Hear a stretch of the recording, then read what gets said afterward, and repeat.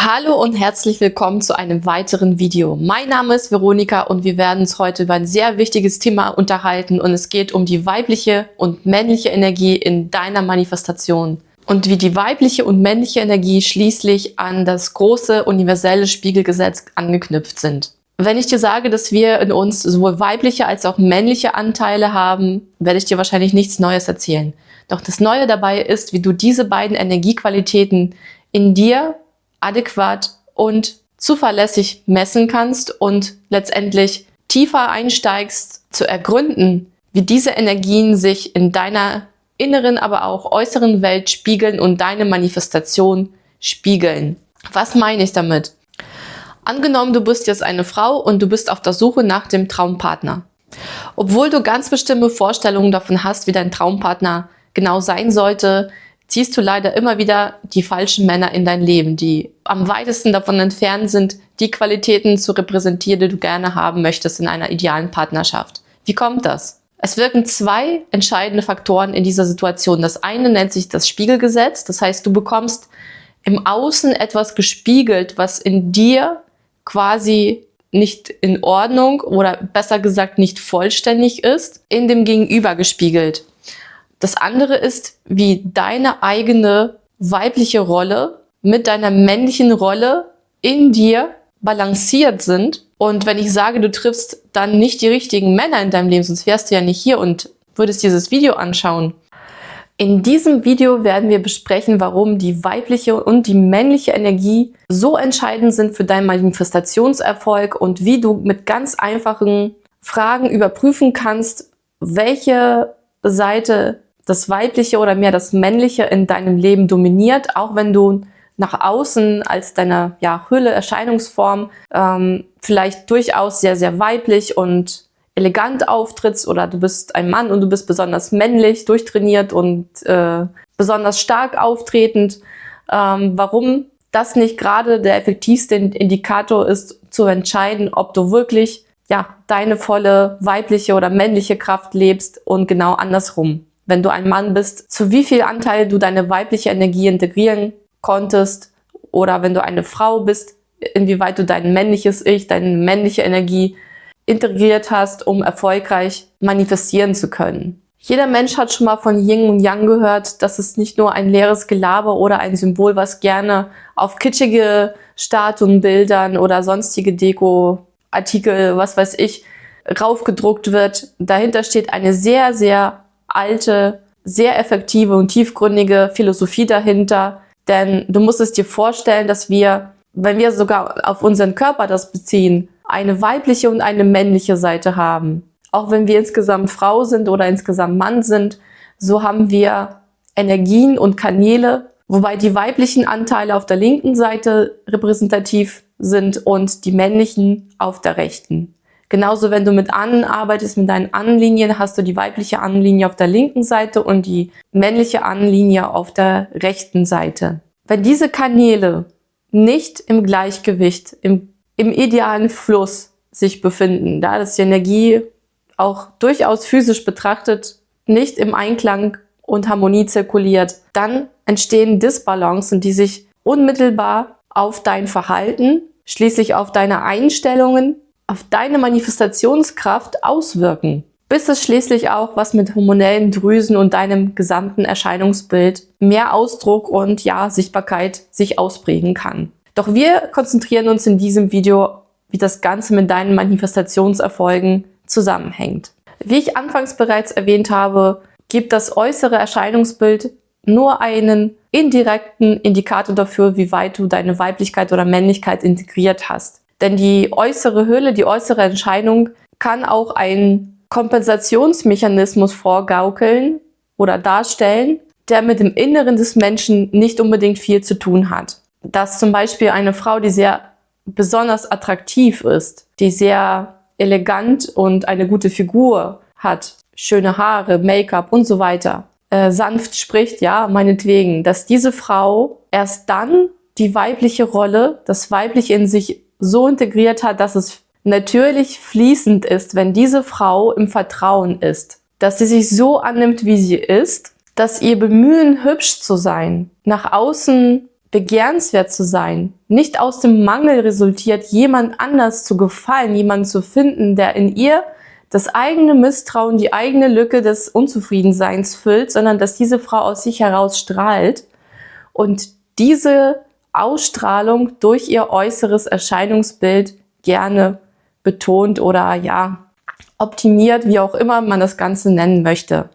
Dann hat diese hübsche Frau aus unserem Beispiel ihre Weiblichkeit integriert. Sie akzeptiert den Fluss des Lebens, das Fließende. Sie ist empathisch, sie ist mütterlich, sie ist fürsorglich. Was nicht bedeutet, dass diese Frau automatisch in Harmonie ist. Das heißt, dass diese Frau ihr Frausein ausreichend nach außen und nach innen lebt. Doch damit diese Frau in Balance ist und wirklich alles im Leben bekommen kann, was sie möchte. Also das heißt, dass sie neben der fürsorglichen Frauenseite und der hübschen, sage ich mal jetzt, Hülle, dem Körper dazu, ihre männliche Seite integriert. Denn die wahrhaft männliche Seite ist nicht die, ich bin so ein Pumper und ich gehe los und ich bin so, ich kann mich behaupten.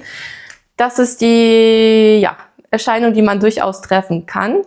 Die männliche Seite, wenn wir von der Energie sprechen, ist diejenige, die Power hat, sich durchsetzen kann organisieren, ansprechen, lebt die eigenen Träume und tut etwas dafür. Das entscheidende Wort jetzt im Zusammenhang mit Manifestation ist das Wort tun. Ja, das reicht nicht nur zu träumen, zu visualisieren, vorzustellen und sich dem Fluss hinzugeben, was die typisch weiblichen energetischen Eigenschaften sind. Bitte nagel mich jetzt nicht auf irgendwelche Genderrollen fest. Das ist damit nicht gemeint. Also das Konzept beschreibt nur zwei Pole. Du kannst ja auch gerne, wenn dir Wörter wie Frau und Mann nicht gefallen, Plus und Minus nennen, Yin und Yang. Ich mache das nur so, dass es insgesamt klar ist, was damit gemeint ist. Wenn wir von universeller Energie, von Gesetzen sprechen und eine Frau, die ihre Weiblichkeit nach innen und außen harmonisch lebt, dabei ihre männliche Energie, ihren rechten Kanal, ihre rechte Seite ausbalanciert, integriert, ist eine nicht nur schöne, begehrenswerte und zufriedene Frau, sondern auch eine erfolgreiche Frau, die das Gesamtpaket eines erfolgreichen Menschen insgesamt beschreiben würde. Das Gleiche gilt natürlich für einen Mann. Ein Mann, der nur tut, was ihm gesagt wird oder nur erledigt, ich sag mal, der typische Jäger, der physische Kraft und Durchsetzungsvermögen zeigt und am Ende des Tages die Beute nach Hause bringt. Das sind die archaischen Eigenschaften eines Mannes, die aus unserem Steinzeitgehirn, aus unserem Reptiliengehirn, was auch immer, stammen und eher auf eine Funktion reduzieren, die nicht dem erfolgreichen, wirklichen Mann gerecht werden würde. Denn ein Mann, der sehr viel Power hat, sehr viel tut und erreicht, erfolgreich im Beruf ist, in seinem Seelenplan, wenn du so möchtest, ist nur dann ausbalanciert und erfolgreich im Manifestieren, wenn er zu dem Tun, also hier ist wieder das Wort Tun, die andere Seite erfolgreich integriert, die linke Seite, die weibliche Seite. Das heißt, dieser Mann ist auch fähig, loszulassen. Er versteht, dass er nicht nur hart arbeiten muss, also nicht physische, mentale Kraft, Power einsetzen muss, um an sein Ziel zu kommen, sondern dass er auch das Fühlen, das Visualisieren, das Loslassen ebenfalls integrieren darf, um erfolgreich, effizient an seine Ziele zu kommen. Und du siehst, dass es im Grunde genommen, egal ob es ein Mann oder Frau ist, es geht um alle Menschen, dass wir uns nicht wie neutrale Roboterwesen verhalten. Und ich möchte da jetzt niemanden persönlich und nahe stehen. Alle sind wertvoll und alle Menschen sind absolut perfekt.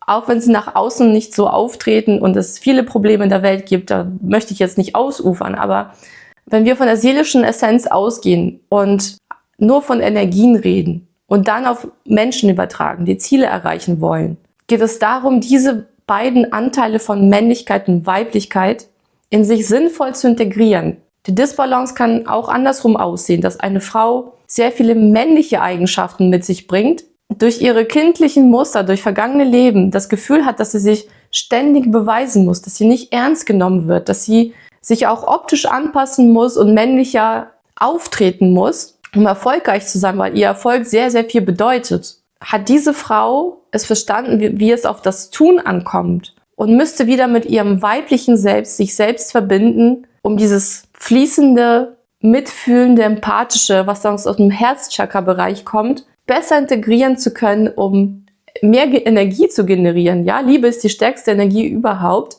um sich nicht auszubrennen, sondern für seine Wünsche zu brennen, aber effektiv und mit viel Magnetismus das ins Leben zu ziehen, zum Beispiel einen Traumpartner, ohne dass das ganze System aus der Balance gerät. Genauso wie ein Mann, der sehr soft ist, fühlend, empathisch, verletzlich ist. Auch das darf sein, auch das ist alles wertvoll und wir sind hier völlig in der Annahme von allem. Darf dieser Mann, um sich noch besser mit sich zu verbinden, mit seiner Männlichkeit, sie noch mehr integrieren, um noch mehr ins Tun zu kommen. Er darf durchaus mehr Härte zeigen, sich gesünder abgrenzen, die Führung übernehmen, um seinen männlichen Part, seine männliche Energie besser wirken zu lassen. Und nun kommen wir zu dem, was ich am Anfang des Videos gesagt habe, wie das, was ich gerade erklärt habe, mit Yin und Yang und den männlichen, weiblichen Energien mit dem Spiegelgesetz des Universums zusammenhängt. Und wenn wir jetzt zum Beispiel uns vorstellen, du bist auf der Suche nach dem perfekten Traumpartner und das Universum liefert dir vermeintlich falsche Personen, die dich schlecht behandeln vielleicht. Nicht dir das Gefühl geben, wertvoll zu sein. Dir nicht das Gefühl geben, dass du dich fallen lassen kannst, obwohl du eine attraktive, wunderschöne Frau bist. Dann schau gerne in dich hinein, inwieweit du deine weibliche, aber auch deine männliche Rolle in dir, deine Energien in Balance hältst. Mit dem, was ich gerade in dem Video erklärt habe. Denn alle Menschen in unserem Leben sind unsere Spiegel. Sie spiegeln uns die Themen, die wir uns gerne anschauen dürfen, um uns noch stärker, noch besser zu machen. Und das Universum möchte dir ja gerne einen Traumpartner liefern, wenn es dein Ziel ist. Es schickt dir aber diejenigen vorbei, die deiner Energiefrequenz entsprechen, die Muster in dir spiegeln, die das antriggern, was du noch nicht gelöst hast, um vorwärts zu kommen, um dir die wirklich interessanten anzuziehen, welche sich mit dir auf Augenhöhe treffen. Was sagst du zu dem weiblichen, männlichen Energienkonzept in Bezug auf deine Manifestation? Was hast du diesbezüglich beobachtet? Mich würde das gerne interessieren. Schreib gerne einen Kommentar unter dieses Video. Ich freue mich, dass du bis dahin dran geblieben bist und ja, wir sehen uns beim nächsten Video. Ciao!